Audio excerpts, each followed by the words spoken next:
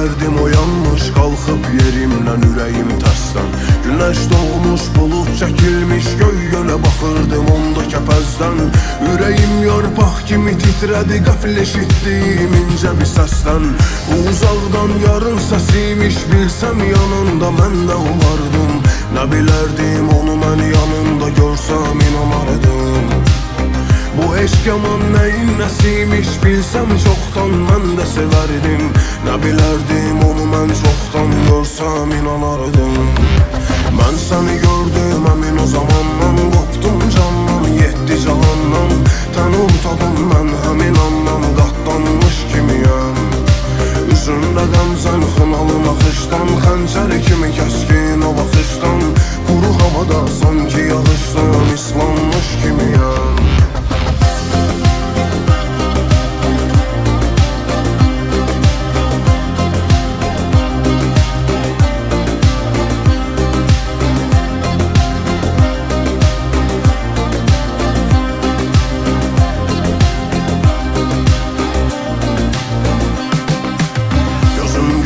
Eşqinə düşsəm, dünya dolanıb üstümə gəlsə.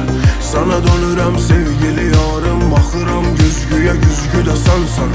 Səni görəndə nur olur hər yer, sancır qəlbimin üstünə dənsə. Bir gözəllik dərdinə düşdüm, yandım qaldım şam kimi dərddən. Düz yolumla gedirdim, eşqin qartır məni xətdən.